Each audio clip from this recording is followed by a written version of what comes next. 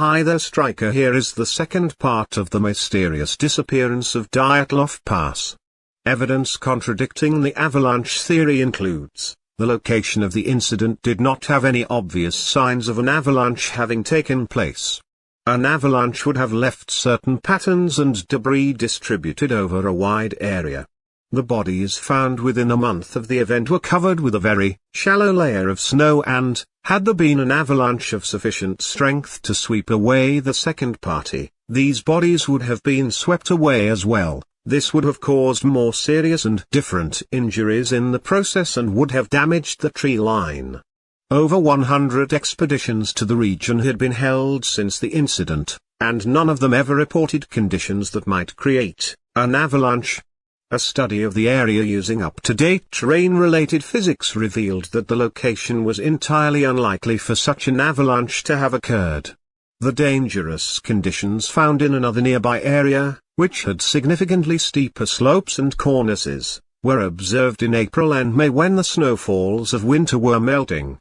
During February, when the incident occurred, there were no such conditions. An analysis of the terrain and the slope showed that even if there could have been a very specific avalanche that found its way into the area, its path would have gone past the tent. The tent had collapsed from the side but not in a horizontal direction. DYALOV was an experienced skier and the much older Zolotaryov was studying for his master's certificate in ski instruction and mountain hiking. Neither of these two men would have been likely to camp anywhere in the path of a potential avalanche. Footprint patterns leading away from the tent were inconsistent with someone, let alone a group of 9 people, running in panic from either real or imagined danger. All the footprints leading away from the tent and towards the woods were consistent with individuals who were walking at a normal pace. The DYALOV Pass incident, DYALOV group demise, was an event in which 9 Russian hikers died in the northern Ural Mountains between 1 and 2 February 1959, in uncertain circumstances. The experienced trekking group from the Ural Polytechnical Institute, led by Igor DYALOV, had established a camp on the eastern slopes of Kalatsikl.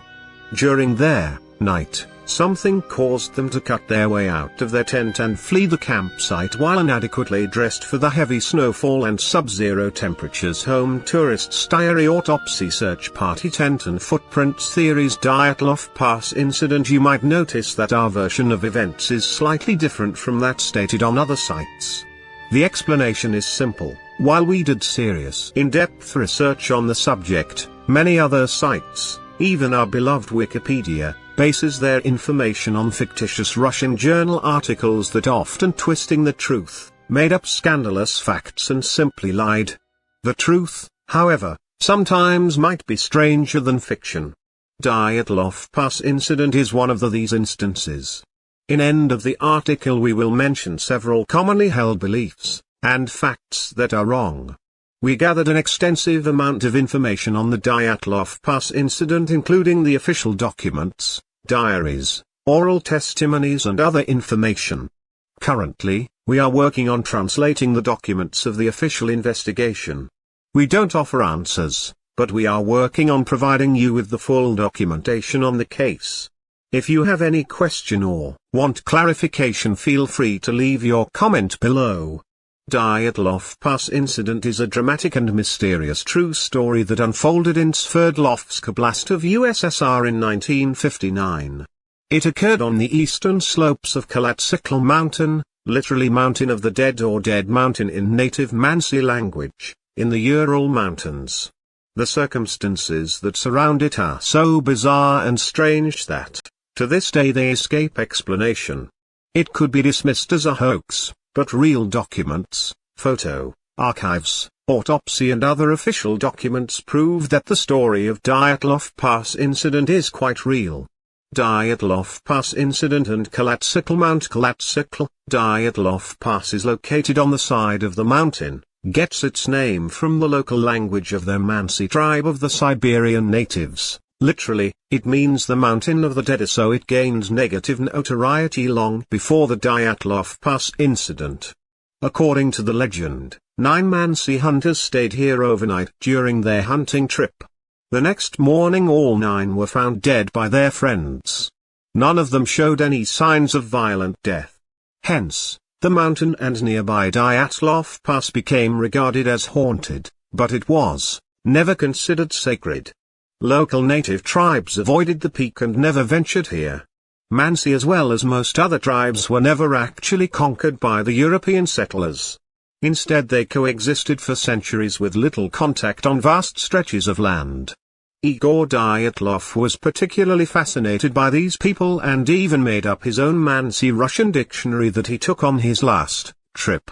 It could be regarded as a cute local legend. However, increased active exploration of the region in the second half of the 20th century supported the grim name of the mountain. To this day people are dying here. The cause of death often escapes rational explanation.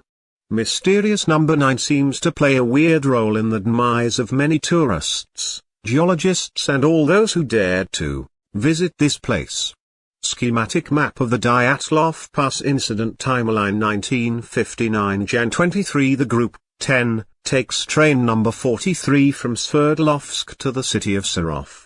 Jan 24. The group, 10, arrives at Sarov in the morning where Krivo was detained for soliciting and singing out loud, and released, and a drunk accuses them of having stolen his vodka.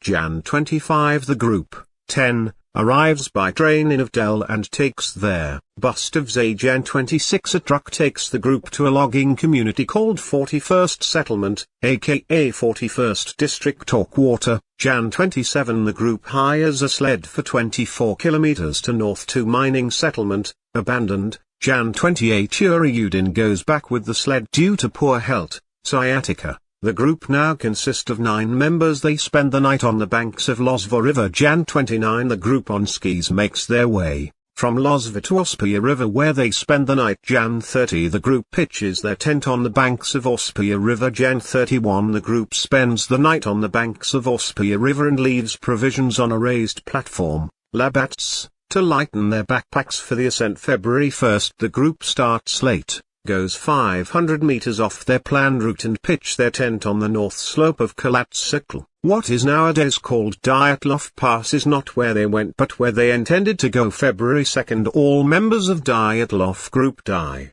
Some deaths are easily explained, while others are hard to explain. February 12. The group was expected back in Vzay. February 21. Search parties are on their way after initial hesitancy of the officials. February 26. Slubtsov finds the tent. Prosecutor Vasily Tempelov opens an official investigation. February 27. Bodies of Doroshenko, Krivnisenko, by Sharovin and Strelnikov, Kolmogorova, by Moiseev rescued dog, and Dyatlov, Mansi Urikov group, are found. Ma2. The cache, Labats, is found by Slubtsov and Urikov. Ma4. Autopsy of Doroshenko, Krivnisenko, Dyatlov and Kolmogorova. Ma5. Body of Slobodin is found by Caroline and soldiers from Lieutenant Potapov group. Ma8. Autopsy of Slobodin, Ma9. Doroshenko and Kolmogorova are buried in Mikhailovsku Cemetery. Krivnisenko is buried in Ivanovsku Cemetery. Ma10. Dyatlov and Slobodin are buried in Mikhailovsku Cemetery. Ma17. Vladimir Korotev is fired and Lev Ivanov is assigned as a lead investigator. April-May 5. Den and bodies of Dubinina,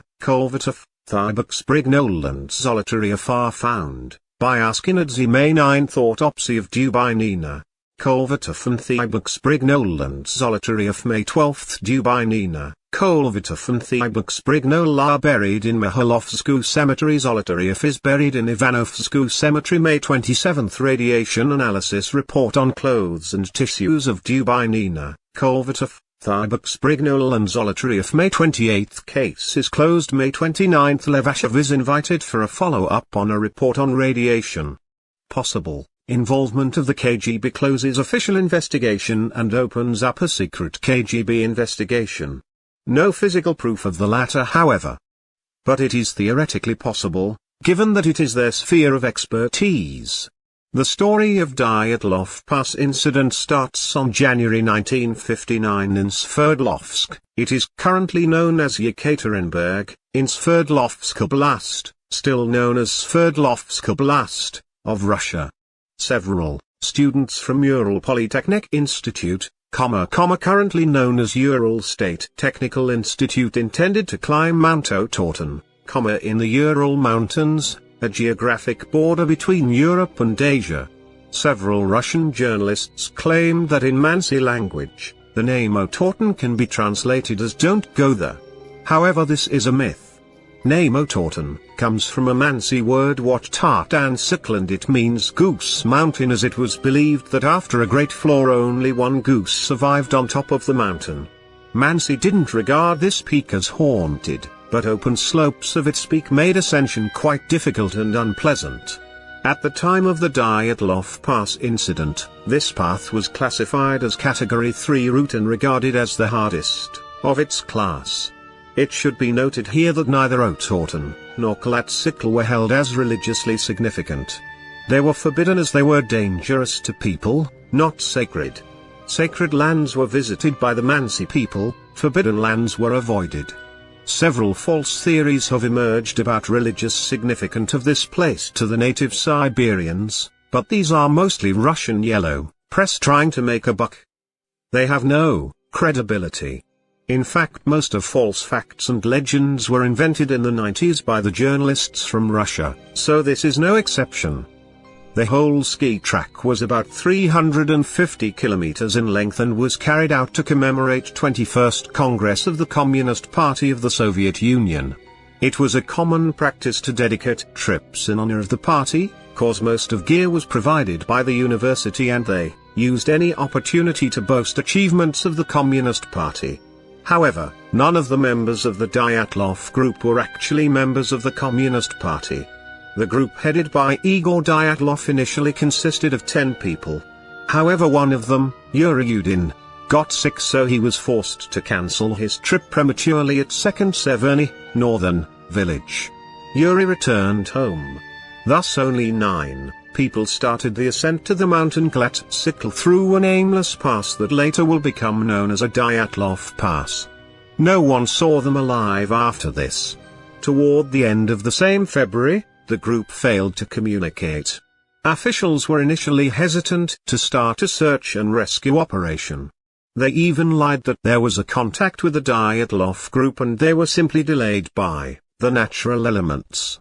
A rescue party made up of local authorities, student volunteers and Mansi guides repeated the path taken by the group and found the last base camp of the tourists on February 26. The next day, on February 27, they also discovered 5 out of 9 bodies. Cameras were found at the site of the tents that they abandoned. Pictures clearly show high morale, relaxed atmosphere in a group and good preparedness for the harsh winter of the DYALOV group diary. You can see more pictures from the last trip to DYALOV Pass and step-by-step walkthrough of the journey to the DYALOV Pass incident.